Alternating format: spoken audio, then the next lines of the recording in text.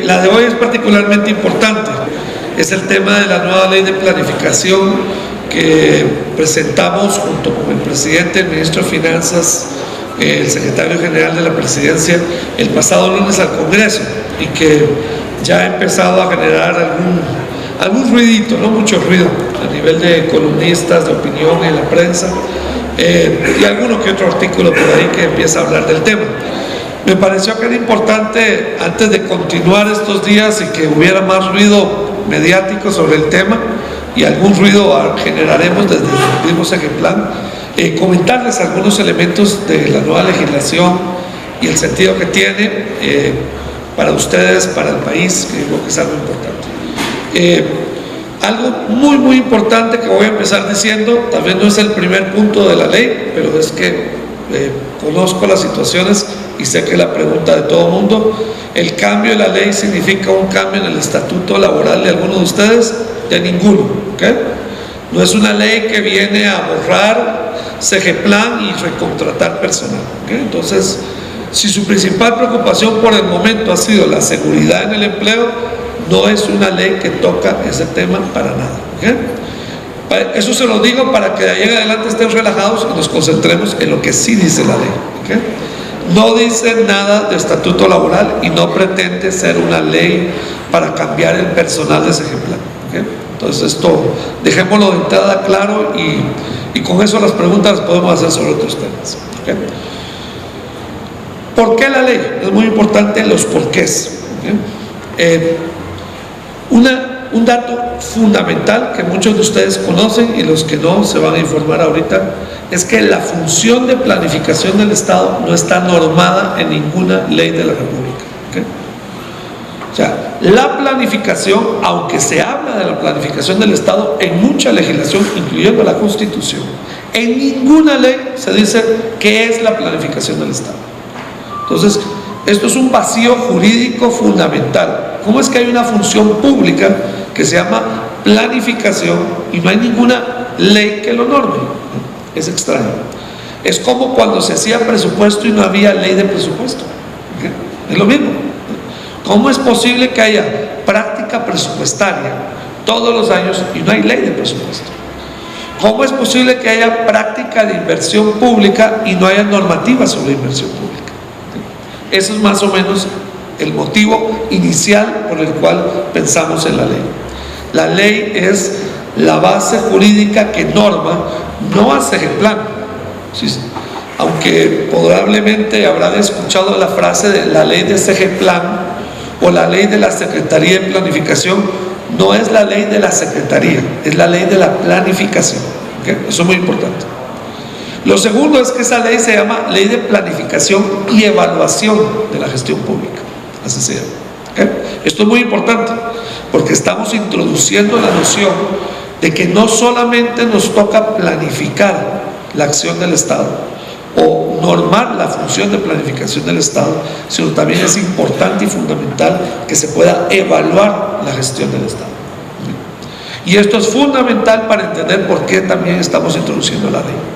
La ley norma esa función del Estado que no ha estado normada, que es la planificación, y establece algunas reglas para empezar a hacer evaluación de la gestión pública.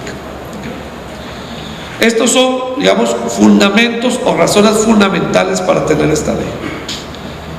Pero esto se dio además en una coyuntura muy particular, que es la coyuntura del pacto fiscal. Y cuando empezamos la discusión en el gabinete el primer domingo de gobierno, de hecho el segundo domingo de gobierno, cuando estábamos reunidos en el gabinete y el ministro de Finanzas presentó el pacto fiscal, insistimos en que esas tres patas del pacto fiscal implicaba una de ellas, mejorar la calidad del gasto público y la transparencia del gasto público. Pero ¿cómo mejorar la calidad si no se mejora la planificación y la presupuestación del Estado? Imposible. Entonces, una condición mínima para mejorar la calidad del gasto es que se norme la función de planificación y se articule mejor tres cosas que el Estado hace: producir estadísticas, planificar y presupuestar, ¿okay?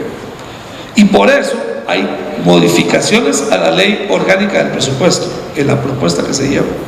hay modificaciones al Sistema Nacional de Estadísticas, que deja de llamarse en el proyecto de ley, ley del INE. Hay una ley que se llama Ley del Instituto Nacional de Estadísticas, no del Sistema Nacional de Estadísticas.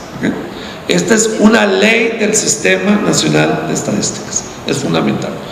Y articula, por lo tanto, planificación con producción de estadísticas y con presupuestación. Entonces, ahora sí, hablando del pacto fiscal y el sentido de esta ley en el marco del pacto fiscal, es una ley para mejorar la calidad del gasto público. Es esencial entender ese elemento. Vamos a articular mejor indicadores con planificación y con presupuestación. Y esto también está en la normativa.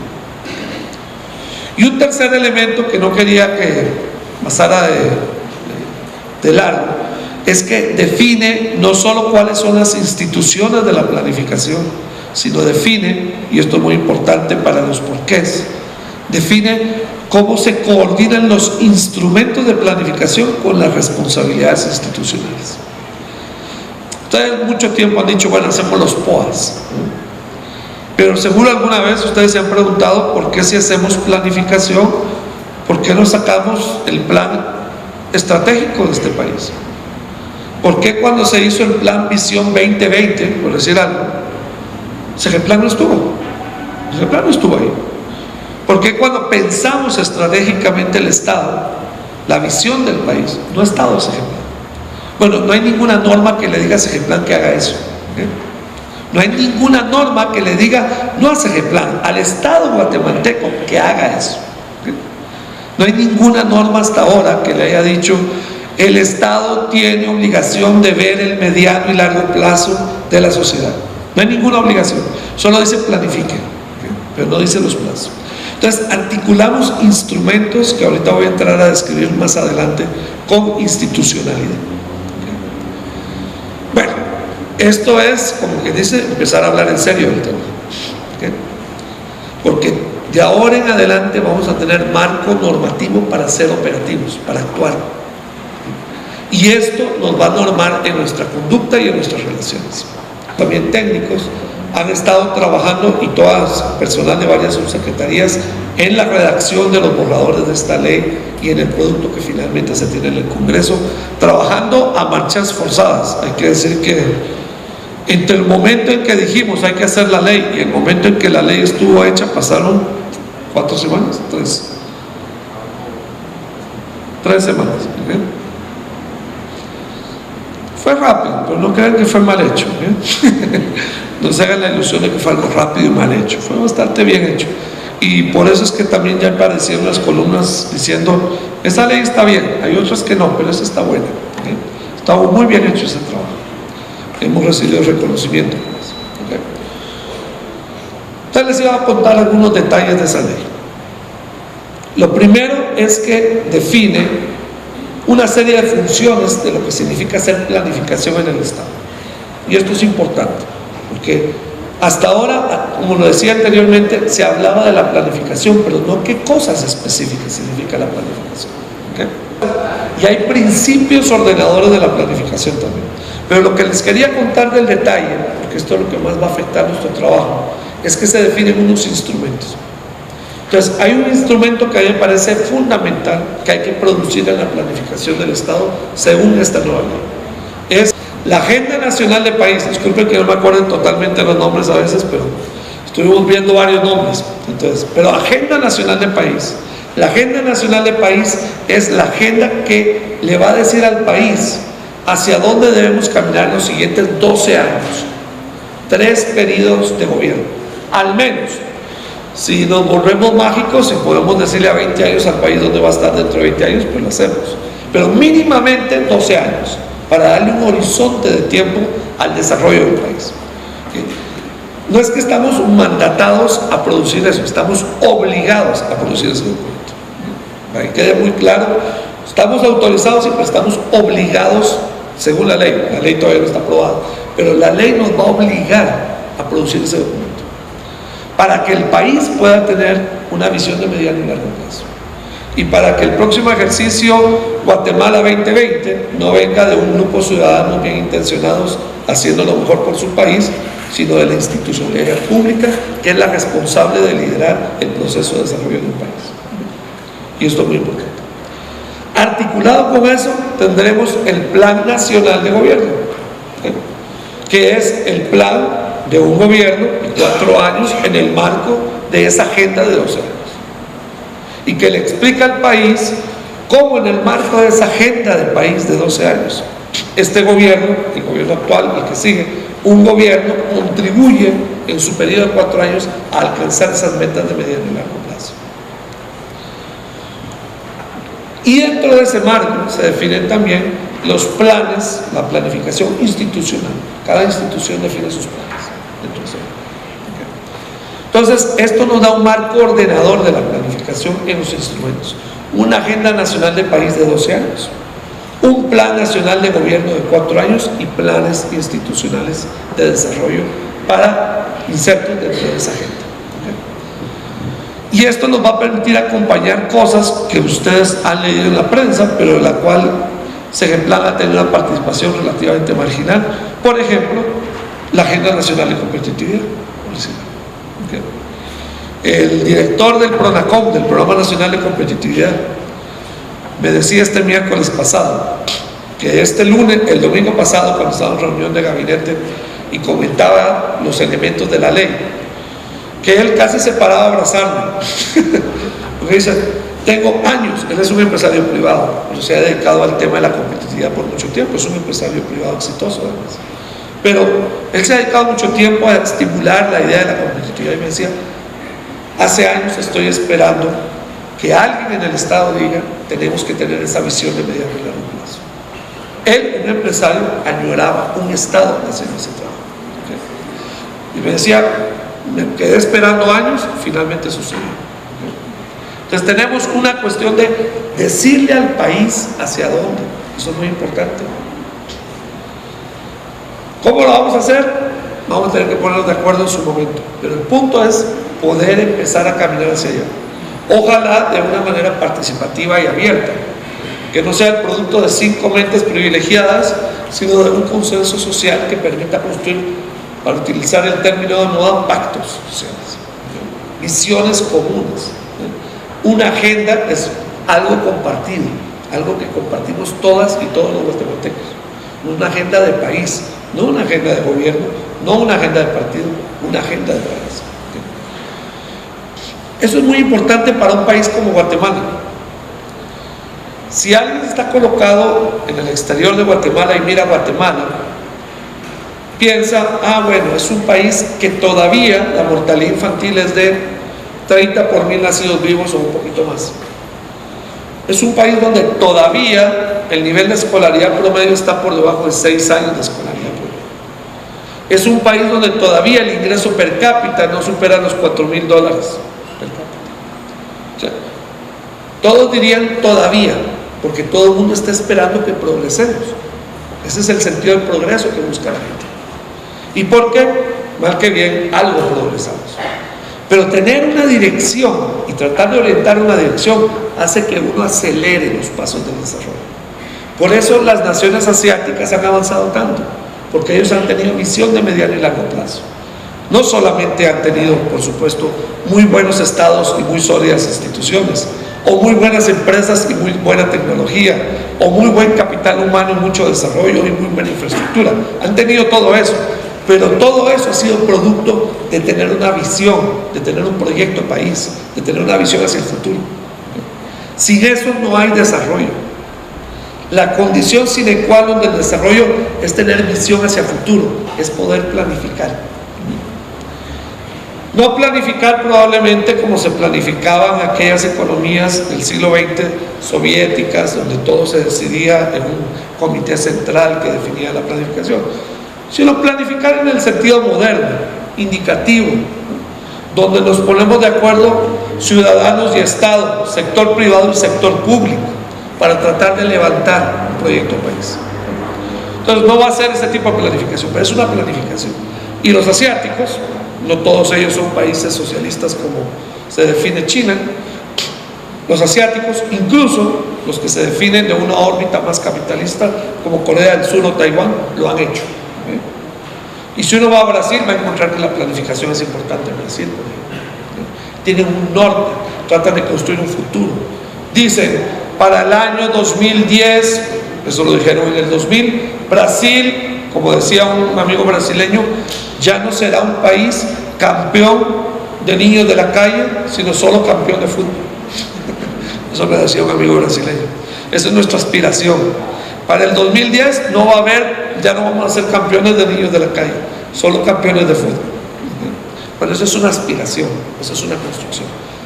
Nosotros tenemos que decirle al país, en el año 2012, dentro de 12 años, 2024, el país debería tener una mortalidad infantil de menos de 15 por 1000 asilos niños. Una escolaridad promedio de 9 a 10 años de escolaridad promedio. Una desnutrición, ahora que estamos hablando del Pacto Hambre Cero, una desnutrición que no supere el 15% de los niños, que todavía es horrorosamente escandaloso. No se imaginen que tener 15% de desnutrición es wow, qué bárbaros, qué gran país. Cualquier país que haya reducido la desnutrición de manera acelerada y correcta tiene tasas de menos del 5%, a veces por debajo del 2%.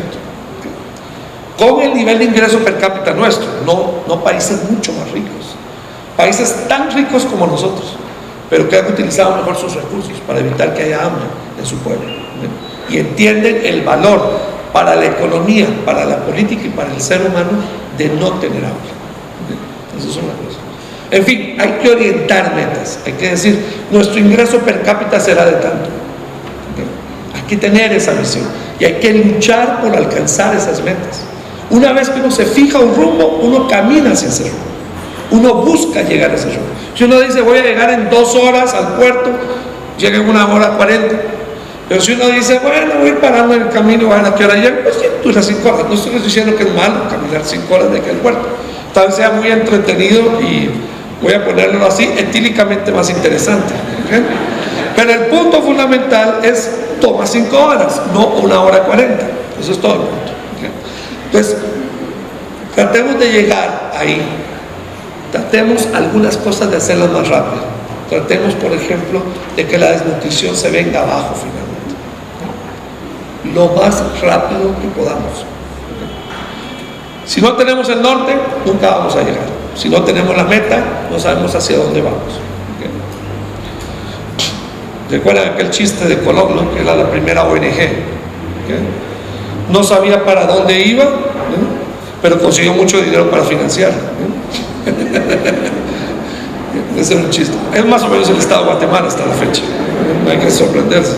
No sabemos para dónde vamos, pero todos los años podemos pedirle al pueblo que haga un sacrificio. Hay que decirle al país dónde se va a gastar sus recursos, ciudadano, ciudadana. Usted está pagando impuestos o está contribuyendo con su trabajo al progreso de este país. ¿Hacia dónde vamos? Hay que decirlo y proponernos alcanzar esa meta. Ese es el valor de la agenda nacional del país y ese es el valor estructurador que tiene para el país. Entonces no es vender la planificación como un instrumento técnico, es vender un proyecto de nación. Eso es lo que tenemos que hacer. Ahí está el valor. Luego vienen las instituciones, porque sin instituciones no hay resultados. Esas son las metas, queremos caminar hacia ellas.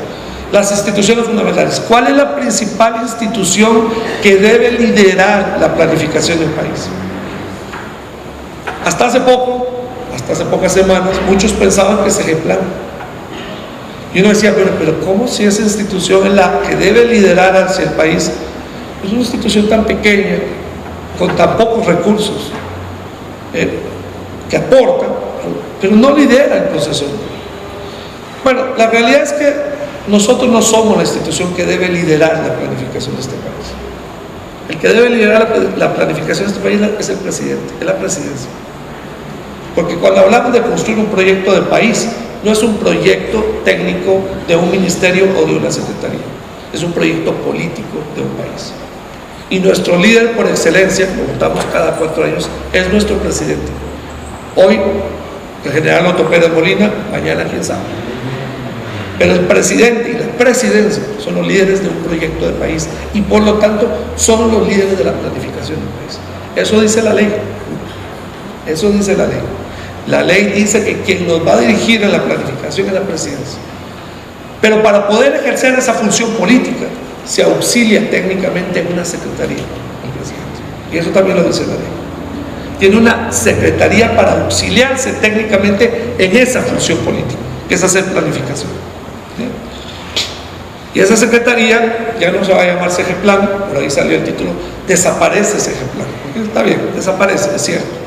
Va a tener otro nombre, se va a llamar, debido al argumento anterior entenderán por qué le cambiamos el nombre, Secretaría Presidencial de Planificación, así le vamos a llamar, para subrayar que somos un órgano auxiliar de la presidencia. Eso es nuestro papel, ser la mano derecha técnica del presidente, que el presidente diga qué está pasando con la agricultura, y puede llamar al ministro de Agricultura, pero también puede llamar a la Secretaría Presidencial, porque ahí hay gente que sabe de agricultura y sabe cuál es el estado, y tiene los últimos estudios, y tiene el estado del arte. Y está bueno que lo sepa el Ministerio de Agricultura, por supuesto, y ojalá que lo sepa el Ministerio de Agricultura. Pero si el presidente quiere ir a una sola fuente, o quiere ver cómo la agricultura se vincula con la industria, y no quiere llamar a 3 ministros, va a su secretaría y la secretaría le informa. Y si el presidente quiere informarle al presidente cómo estamos marchando para las metas de desarrollo que nos propusimos, va a su secretaría y le dice: quiero un informe que me permita decirle a la ciudadanía cómo vamos marchando en las metas que queremos. Ese es el modelo de secretaría que queremos, el brazo técnico del presidente. El presidente necesita información, aquí está su base de información. No somos eso, tenemos que transformarnos en eso, muy importante. ¿Desaparece ese plan? Sí, va a desaparecer, pero para renacer mejor. Ese es el punto, para renacer como una mejor institución, como una institución más estratégica, más capaz técnicamente, más útil para el país. Ese es el sentido de la Secretaría. Y debajo de eso vienen las instituciones que tenemos que normar. Muy importante, las unidades de planificación de las diferentes entidades públicas. Yo he hablado de planificación en las últimas semanas con la presidenta de la Corte Suprema, con la jefa del Ministerio Público, que nunca hablaba de planificación, con el director del INGUAT, que desapareció en el INGUAT la oficina de planificación hace 8 años, y él quiere tener visión de país, visión de futuro para el turismo, y no puede. El otro día me envió por correo electrónico un empresario muy destacado, al cual le tengo un enorme cariño, un hombre que ha aportado mucho al país. Me envió la política de Estado de turismo, me dijo. Y yo le respondí: ojalá algún día la política de Estado de turismo la pueda hacer el Estado. Eso es muy básico. El INGUAT participó, eran un montón de actores privados, y el INGUAT. Y yo dije: ¿y por qué no me lo mandó el director del INGUAT? Con todo y que este hombre es un gran líder del turismo en este país, un gran visionario del turismo, y se lo reconozco con absoluto respeto. Pero la política de Estado la produce el Estado en coordinación con la sociedad, con la ciudadanía, sin duda. Tampoco creo un modelo estatista del proceso, pero sí creo que es función pública producir esa política, no es función privada, es función pública. ¿Sí? Bueno, entonces las unidades de planificación van a estar ahí, pero esas unidades de planificación, y aquí está el otro kit interesante del asunto, hacían por instructivo de, bueno, donde existen, porque no en todo lado existen, pero esas que se van a crear, han hecho hasta ahora algunas de ellas, donde ha existido planificación, y hacen su POA, su planificación. ¿En el marco de qué plan estratégico? No sabemos. ¿En el marco de qué plan de gobierno? No sabemos. ¿Okay? Hacen su POA. ¿Okay? Bueno, ahora van a tener marco estratégico, van a tener plan de gobierno, van a poder decir cómo su POA contribuye a eso. Pero su cambio más importante para mí es que van a poder decir: este es el POA, este es el presupuesto, y una cosa y la otra son lo mismo. El presupuesto es la expresión financiera de la planificación. Ah, dice alguno, es que el plan está encima del presupuesto. Por supuesto que el plan orienta un presupuesto, pero el gran problema que hemos tenido es que, como no había articulación institucional definida por la ley entre la planificación y el presupuesto, se hacía planificación por un lado y se hace presupuesto por otro. ¿Quién es más importante, el MINFIN o la Segeplan? Los dos, disculpen, ninguno es más importante que el otro. No podemos movernos si no hay una visión de futuro del país, planificación, pero no podemos movernos si no le damos recursos a esa visión. Eso es el presupuesto. ¿Y cómo se construye una visión de país con presupuesto? Dialogando entre instituciones. Entonces, esas unidades de planificación de cada ministerio o de cada unidad ejecutora de la entidad del sistema público se coordinan con la unidad de presupuesto y se le define que es un ente asesor del despacho superior de la institución, el ente, el jerarca responsable para tener su unidad de planificación estratégica y presupuestación, y permite tener un diálogo entre presupuesto y plan, y esto es muy importante. Entonces, permite la coordinación finalmente entre plan y presupuesto, y esto es esencial para el futuro. Con el presupuesto le damos pies a las alas que tiene la planificación. La planificación es un sueño siempre, pero se queda en sueño si no tiene presupuesto. Entonces vamos a darle pies a esa ala. Otro cambio importante que viene en la ley: definimos los instrumentos, un conjunto de instituciones. Otro cambio importante en la ley: qué bueno que planificó, qué bueno que presupuestó, articulando plan y presupuesto. Qué bueno que alcanzó algunos resultados en relación a algunas metas, pero ¿lo hizo bien o lo hizo mal? ¿Lo pudo haber hecho mejor? ¿O qué aprendimos de lo que hicimos? Esa es la evaluación.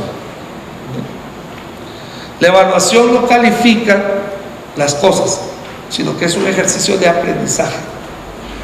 Eso es muy importante.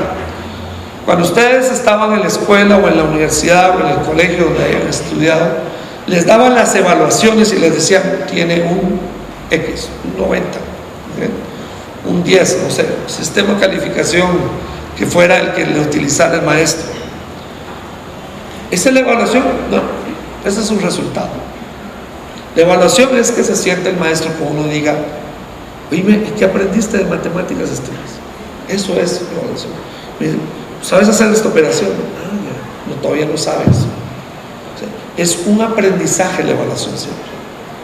En nuestros países se cultiva poco la evaluación, incluso donde debería ser obligatorio, que es el sistema educativo. Evaluamos poco, es decir, aprendemos poco de nuestra práctica. Bueno, hay que darle inteligencia al Estado, y la inteligencia, por mucho que se lo dé la visión y el presupuesto, solo se lo da la evaluación, porque la evaluación es la que nos permite reflexionar sobre lo que hemos hecho y aprender de esa práctica. Mira, vacunar de esta manera no es la mejor manera, deberíamos de vacunar de esta otra manera. O, mira qué bueno esto que hicimos, este tipo de práctica o de programa que implementamos, tuvo tales resultados, deberíamos de expandirlo. Lecciones de lo que hacemos, de nuestra práctica institucional y pública. Eso es la evaluación. Y esta ley habla de la evaluación, habla de que hay que evaluar, o vamos a ponerlo en otro lenguaje, habla de que tenemos la obligación de aprender de lo que hacemos. Vamos a obligarnos a aprender de qué estamos haciendo. Y le dice que la Secretaría Presidencial de Planificación mirará cómo ordenar ese sistema. Como es algo tan nuevo, no lo definimos el sistema, solo decimos que la Secretaría Presidencial tiene la obligación de pensar cómo organizar ese sistema y decirle al país cómo vamos a enfrentar ese desafío, de aprender de nuestra práctica pública, de nuestra capacidad de hacer cosas. ¿Qué pasa con las funciones de Segeplan? Voy a poner la inversión pública. ¿Hay algo ahí adentro? Por supuesto que sí. ¿Qué pasa con la planificación territorial? ¿Hay algo ahí adentro? Por supuesto que sí. ¿Qué pasa con la cooperación? Se dice algo muy importante que está solo en el acuerdo gubernativo, que la cooperación es un ejercicio que podemos coordinar tres instituciones: el MINFIN, Relaciones Exteriores, y nosotros. Y lo que dice el acuerdo gubernativo lo vuelve a repetir la ley, que Segeplan coordinará esa comisión para efectos de poder tener visión en la cooperación. Vamos a tener que darle más contenido eventualmente a la cooperación, pero el tema está. Entonces, lo mismo de siempre. En esas cosas, lo mismo de siempre. Solo estoy diciendo lo que es nuevo. ¿Okay? ¿Va a hacer esto que la Segeplan sea más grande? Sí, va a tener que ser un poquito más grande lo que estamos haciendo, probablemente. Pero sí les puedo confesar, yo no soy una persona particularmente entusiasta de organizaciones grandes. ¿Okay? A mí me interesan las organizaciones efectivas y útiles. Eso son las que me interesan. Si para ser efectivo y útil yo necesito 400 personas, pues tenemos que tener 400 personas. Pero si para ser efectivo y útil necesitamos 150, son 150. La cuestión es ser efectivo y útil. Eso es fundamental. Ahora, estamos hablando de más funciones, de complejizar esas funciones. Uno podría pensar, probablemente vamos a tener que crecer entonces. Eso es así. Y probablemente para poder cumplir con muchos de los mandatos nuevos, vamos a tener que tener un poco más de presupuesto. Dichosamente, la Segeplan nunca ha sido el lastre fiscal para este país. Pesamos muy poquito en el presupuesto. Así que nos duplican el presupuesto y seguimos siendo insignificantes para el presupuesto de este país. No aumentamos el déficit ni siquiera un 0.001% del PIB. Así que no hay ningún problema. No somos la institución, por suerte que no somos la institución costosa. Si esta institución fuera costosa fiscalmente, en un sentido, yo sería el primero en reducirla. Porque para planificar y evaluar no se necesita una enorme cantidad de recursos, pero se necesitan recursos. Y además, el Estado no está para planificar y evaluar, sino para actuar. Lo que pasa es que si lo hace planificando va a ser más efectivo, y si evalúa esa acción, pues va a aprender mucho. Pero su sustancia es actuar, es llevarle servicios, productos, capacidades a la población. Eso es lo fundamental. Entonces nosotros somos una función técnica de algo sustantivo, que es cumplirle los derechos a las personas, como ustedes me han escuchado hablar acá, de todos los guatemaltecos y guatemaltecas. Somos una fundación, somos una función coadyuvante, una institución que contribuye a. Pero hay unas que lo hacen bastante directo. El Ministerio de Salud con la salud, el Ministerio de Educación con la educación, el Ministerio de Comunicaciones con la infraestructura, el Ministerio de Gobernación con la seguridad. Ellos van directo, ellos hablan con el ciudadano, ellos se pelean con el ciudadano, ellos tratan de darle las capacidades al país que el país requiere. ¿Okay? Nosotros somos una institución coadyuvante, no tenemos por qué ser grandes. ¿Sí? Somos esenciales, somos importantes, sí, pero no somos la naturaleza por la cual surgimos. Somos un elemento para hacer que esa naturaleza sea más efectiva. ¿Okay? Hay dos cosas que les quería informar. ¿Okay? Una muy importante: la ley nos va a obligar a producir trimestralmente y anualmente un balance de la situación macroeconómica y de empleo de este país. ¿Okay? Y eso es muy importante. Es devolvernos a nuestras raíces de ser planificación económica también, y no solo planificación en abstracto. Obligarnos a ayudarle al país a evaluar cómo está marchando la economía, pero se dice situación macroeconómica y empleo deliberadamente, porque el factor que genera desarrollo no es el crecimiento per se, sino el empleo. Es importante. Y nos vamos a aliar con el Ministerio de Economía, con el Ministerio de Trabajo, con otras instituciones para poder producir un balance macroeconómico y de empleo. Y hay un segundo elemento que es el que me mencionaba ahora Fernando, que es poder producir anualmente un informe sobre la situación de los bienes estratégicos del Estado.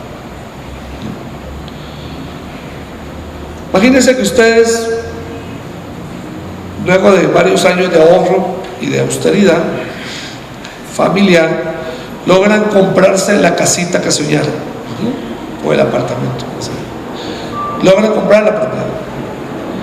Y un día le dicen: ¿y cómo está haciendo uso de su propiedad? Y ustedes no se dan ni cuenta, se ha venido deteriorando la pintura, porque nunca hace balance de ese patrimonio.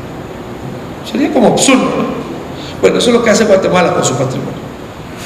Guatemala, el Estado guatemalteco por constitución tiene un patrimonio enorme y estratégico. Por si no lo saben, todas las caídas de agua con potencial hidroeléctrico son propiedad del Estado en este país. Todas las caídas de agua con potencial hidroeléctrico son propiedad del Estado. Todas las fuentes de agua de este país son propiedad del Estado. Todas las orillas del río o del lago son propiedad del Estado. 200 kilómetros de costa tomados desde la marea baja hasta el interior del mar. Todo lo que está abajo del mar y arriba es nuestro colectivamente, de todos. Es nuestro el aire. Y pasan así, diciendo, el aire gratuito. No. Imagínense que estoy hablando acá porque hay una onda que está pasando acá. Imagínense que ustedes contestan su celular porque hay una frecuencia. Imagínense que están escuchando un radio porque hay una frecuencia. Imagínense que pueden ver televisión porque hay frecuencias. Todo eso nos pertenece a todos. ¿Y qué sabemos de ese patrimonio? ¿Qué balance hacemos de ese patrimonio? ¿Cada cuánto nos sentamos a ver si lo estamos utilizando bien o mal? Pero ahí está. Todo lo que está en el subsuelo es nuestro. No pertenece a nadie privado. Cuando hay alguien que hace una explotación minera o hidrocarburos o lo que sea, le damos una concesión, porque está aprovechando un recurso que nos pertenece a todos. Bueno, le cobramos 2 centavos por cada no sé cuánto, pero eso es porque somos generosos. Nos gusta que Canadá sea un país que tenga progreso. Somos el mayor donante de Canadá, de hecho, o de Francia, no sé, bueno, en fin. Tenemos varias empresas ahí que hacen un uso del usufructo del Estado bastante ventajoso. Pero el punto fundamental es que, aunque nos parezca increíble, eso nos pertenece a todos. No tenemos balance. Cada año la Secretaría Presidencial de Planificación le va a entregar al presidente un balance que le dice: este es el estado de nuestro patrimonio, así lo estamos usando. Y conforme vayamos informándole al presidente, probablemente empecemos a darnos cuenta de cuán valioso e importante es ese patrimonio. No tenemos ningún mandato para decir cómo usar ese patrimonio. Mucho cuidado con esto, ¿no? Y yo sería también el primero en oponerme a que una Secretaría Presidencial, cualquiera que fuera, tuviera el poder de disponer del patrimonio del Estado. Somos inteligentes al dividirlo en varias instituciones, porque es mucha riqueza y es mucho poder. Entonces, esta Secretaría humildemente no es dueña de nada ni dispone de nada. Solo informa al presidente cómo están sus bienes, cómo están los bienes de la nación estratégicos. Todos los años vamos a producir ese informe. Como digo, tal vez después de 5 informes o 10 informes empecemos a darnos cuenta que hay un valor en eso, y que tal vez podamos aprovecharlo mejor. Dejemos eso a la sociedad que lo discuta y al gobierno que busque medidas. La Secretaría solo va a informar, no le vamos a decir más al país. En fin, son funciones estratégicas. ¿Cierto? Una Secretaría Presidencial así, ¿no les parece que es una mejor Secretaría? Vamos a tener una mejor Secretaría. Ese es el punto. Vamos a tener la Secretaría que debemos tener, no por lo que hacemos nosotros, sino por lo que el país se merece. El país se merece una Secretaría de Planificación mejor, más capaz, más potente, con mayores competencias, con mayor capacidad para producir resultados que el país está necesitando. Y para acompañar al presidente, líder de la planificación del país, en su función de liderar al país hacia el futuro, por el periodo en que es electo, 4 años, y el que sigue, por el periodo que es electo por 4 años, siempre auxiliado por una institución estratégica, la Secretaría Presidencial. Y ese es el tema. Y de eso se trata la ley. Muchas gracias.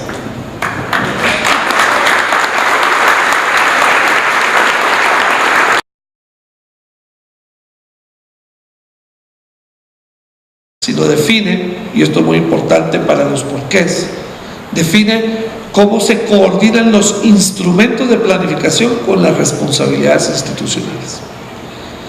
Ustedes mucho tiempo han dicho, bueno, hacemos los POAs, pero seguro alguna vez ustedes se han preguntado por qué si hacemos planificación, por qué no sacamos el plan estratégico de este país. ¿Por qué cuando se hizo el plan Visión 2020, por decir algo, ese plan no estuvo? Ese plan no estuvo ahí. ¿Por qué cuando pensamos estratégicamente el Estado, la visión del país, no ha estado ese plan? Bueno, no hay ninguna norma que le diga a ese plan que haga eso. No hay ninguna norma que le diga, no al CEGEPLAN, al Estado guatemalteco que haga eso. No hay ninguna norma hasta ahora que le haya dicho, el Estado tiene obligación de ver el mediano y largo plazo de la sociedad. No hay ninguna obligación, solo dice planifique, pero no dice los plazos. Entonces articulamos instrumentos que ahorita voy a entrar a describir más adelante con institucionalidad. Bueno, esto es, como que dice, empezar a hablar en serio del tema, porque de ahora en adelante vamos a tener marco normativo para ser operativos, para actuar, y esto nos va a normar en nuestra conducta y en nuestras relaciones. También técnicos han estado trabajando, y todas, personal de varias subsecretarías, en la calidad si no se mejora la planificación y la presupuestación del Estado. Imposible. Entonces, una condición mínima para mejorar la calidad del gasto es que se norme la función de planificación y se articule mejor tres cosas que el Estado hace: producir estadísticas, planificar y presupuestar. Y por eso hay modificaciones a la ley orgánica del presupuesto en la propuesta que se lleva. Hay modificaciones al Sistema Nacional de Estadísticas, que deja de llamarse en el proyecto de ley del INE. Hay una ley que se llama Ley del Instituto Nacional de Estadísticas, no del Sistema Nacional de Estadísticas. Esta es una ley del Sistema Nacional de Estadísticas, es fundamental. Y articula, por lo tanto, planificación con producción de estadísticas y con presupuestación. Entonces, ahora sí, hablando del pacto fiscal y el sentido de esta ley en el marco del pacto fiscal, es una ley para mejorar la calidad del gasto público. Es esencial entender ese elemento. Vamos a articular mejor indicadores con planificación y con presupuestación. Y esto también está en la normativa. Y un tercer elemento que no quería que pasara de largo es que define no solo cuáles son las instituciones de la planificación,